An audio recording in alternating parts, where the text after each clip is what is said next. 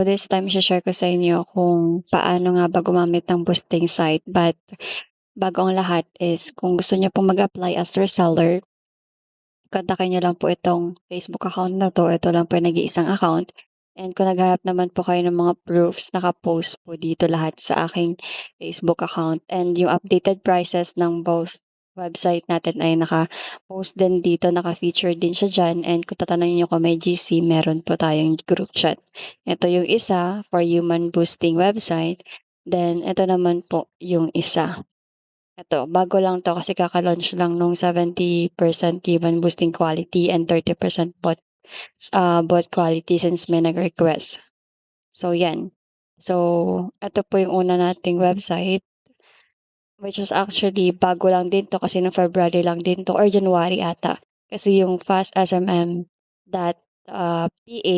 .store is na-hack po before. So, napalitan na siya ngayon ng .shop. Okay, .shop na bago lang ngayong July lang siya naibalik ulit. Pero this time yung sa quality niya is mas cheaper na siya than this website, okay. So may dalawa po kayong option, itong isa yung 100% human boost and itong isa yung mas mura, okay. So parehas lang po siya kung paano gamitin kasi magkaparehas lang naman sila ng, website, features. So 'yan. Dito, kung makikita niyo meron 200 users na tayo. So, paano gumamit, paano mag-order. Kapag reseller na kayo, ganyan, yung ibang guide po nandito sa bell icon. Same dito sa fast SMS, andito andito po lahat ng guide sa bell icon. So, yung link, format link, correct format link kasi dapat nasusunod po 'yan. Dahil 'pag hindi po nasunod, kasalanan niyo ho 'yun kasi may provided na sample link and mga tutorial kung paano kumuha ng link and paano gamitin yung website. Tapos kapag nagkamali po kayo is 'di nasagot ng website 'yan, okey? Kayo na yung may, kasalanan nun. And kapag kasalanan niyo po na nagkamali kayo sa format link or sa pag-order, yung funds na nagastos niyo is hindi na po siya refundable. Kasi kasalanan niyo po yun, okay. So, in case hindi lang po kayo sure, lagi lang po kayo mag-chat sa admin kung papaano. So, ito na nga po yung tutorial. So, punta lang po kayo sa new order. Bale hindi niyo po makikita sa, account niyo po pala itong statistic and system settings or user managers because admin account po ako. Ang makikita niyo lang po diyan, new order, order category, service tickets, and transaction logs, and add funds. 'Yun yung makikita ninyo. So, paano mag-order? Punta tayo sa new order. Pagpunta niyo dito, category, dito kayo pipili kung anong social media platform ba yung gusto ninyo. Meron pa tayong Beer Philippine Services dito, nakabungad yan. And then may Pure USA 10, and then may Facebook, may Instagram, may TikTok, may YouTube. Dito sa ating, um, isang website yung mas cheap, mas marami ditong services. Okay, may Twitch, may kasi mas updated po ito sa ngayon. May Discord, mobile apps, meron pang iba-iba. Okay, marami po diyan, Pinterest, lahat po. And madadagdagan pa po 'yan. Dito rin madadagdagan pa po 'yan. For now, ito lang po kasi available sa ngayon. So, paalala lang po, yung mga services or category po na walang nakalagay na country, ibig sabihin worldwide po yun. Ibig sabihin ng worldwide, iba't ibang bansa. Okay? Pero pag nakalagay ko na rito, Facebook Philippines, ibig sabihin lahat ng service under that category, lahat yan pure Filipino.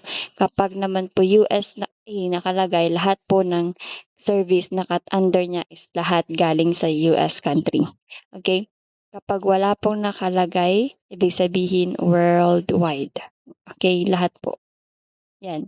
Tapos kunwari, Facebook po yung o-orderin, page, ganyan. Then ayan po, pili lang po dito sa service, anong tawag dito, anong service ang gagamitin ninyo. Kunwari yang una, 250 per, 1K.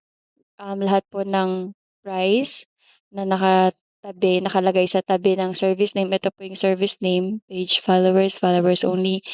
Lahat po ng price na nakalagay diyan ay per 1,000 quantity or 1,000 order. Okay? So, kunwari ayan, followers lang. Then ito naman ang pinagkabi nila, follow button kapag naka-follow button. Kasi iba-iba po yung type ng page natin ngayon. Kaya meron pong page type, profile type, page like plus followers. Iba-iba po kasi yung button ng page kasi maraming features or iba't ibang klase ng, ng page ang Facebook. So, kunwari, ayan na. Sa services, yan ang gagamitin ninyo. Sa link, ang ilalagay niyo dito kapag, followers, page link po, page link. Okay, kunwari ito,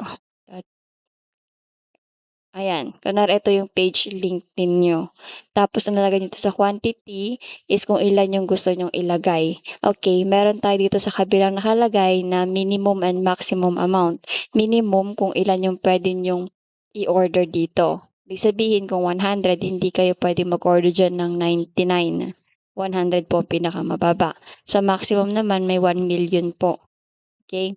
Then ang kaya pong ilagay ng, followers per day ay 100K estimated na ilalagay sa inyo per day. Nakalagay po 'yan sa service name, ayan po 'yan, 100K per day, 300 to 500K per day, ganyan po. So dito kunwari mag-order kayo ng 500, sa total charge lalabas po 'yan 125, okey? Kasi 250 divide by 2, 125. Okay, and then yes, I have confirmed. Another pala, nakalagay dito sa notif natin na dapat wala po tayong butal. Naka-base po yung sa minimum amount ng service na gagamitin natin. For example, ang minimum 100.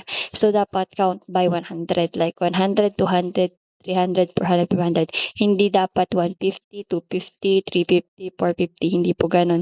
Kasi mas mabilis po yung pagpapasa sa mga users namin and mas mabilis po nilang mailalagay yung followers sa inyo, gano'n po siya. Kapag 10 naman po siya, 10, 20, 30, 40, 50, count by 10, gano'n naman po. So, kunwari, yes, I have confirmed, then click nyo place order. So, 'pag sa place order naman, paano niyo makikita yung in-order ninyo at ano yung, status na na-order niyo, click nyo lang yung order, order logs. Pagkapunta niyo sa order logs makikita ninyo yung mga order ninyo. Yung status makikita niyo diyaan. So, sa category naman po makikita niyo yaan yung mga list lang po ng category. Okay? Then sa services, yung mga service lang po makikita niyo po yan. Then sa transaction logs, andiyan po kung ilan yung mga ina-advance po ng mga o ilang ina-advance niyo po, gano'n or tina-top up niyo po. Sa may advance section dito nandun nakalagay kung anong itsura na ay kung saang GCash po kayo magse-send. So, ipapakita ko sa inyo kung anong itsura ba ng user's account. Okay, so ganito yung makikita ninyo once na nag-sign up kayo dito sa, website namin. Hindi katulad na kanina naka-admin. So, gano'n pa rin nakikita niyo yung statistic, which is yung balance ninyo, yung total amount ng nagastos na ninyo or nagamit niyo, yung ilan kung ilan na yung na-order ninyo, and then yung kung ilan yung tickets niyo. Yung tickets po is kapag magre-raise kayo ng concern in case na ayaw niyo po sa GC mag-raise ng concern, okay. Pero mas madali po kasi 'pag sa group chat kasi nandun po mas nakabantay, okay. The new order ganyan pa rin yung itsura niya, order logs, dito niyo po makikita yung mga in-order ninyo sa, yung starter count, yung charge, yung quantity, yan yung in-order niyo, yung link na ginamit ninyo, and then yung service, and then ito po yung order ID. And in case na magka-problem, ganyan. So, yan po yung order ID, i-send niyo lang po yan kay admin or sa GC. Services, ganyan. API po ginagamit yan kapagka may sarili po kayong website tapos gusto niyo maging provider itong website na 'to and ibang usapan po yan. Support naman dito po yung tickets natin kung magre-raise kayo ng concern. Sa fax naman fax tuloy. Sa questions naman dito nakalagay yung mga possible questions and yung mga answer ng mga questions ninyo. And then advance naman tayo sinasabi ko kanina na naka-manual payment po tayo, nandito po yung details na kapag first time booster ka kailangan ₱200 muna. Okay, yung ₱200 na yan mailalagay po yan sa mismong account niyo dito sa website, hindi po yan kahit admin mapupunta.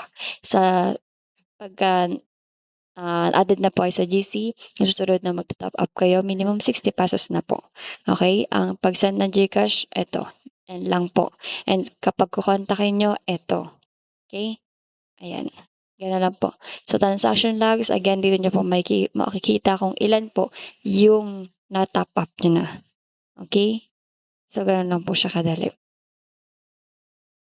Yan, by the way itong Jerfin and subscription wag niyo na lang po pansinin yan kasi hindi naman po tayo naka-ano, naka-automatic sa payment. So yan, ganyan lang po siya kadali. Same din po siya dito sa isang website na 'to, kaso naka-admin view lang po ito, pero ito naka-users view. So ito po yung expect niyo na makikita ninyo kapag nag-sign up kayo.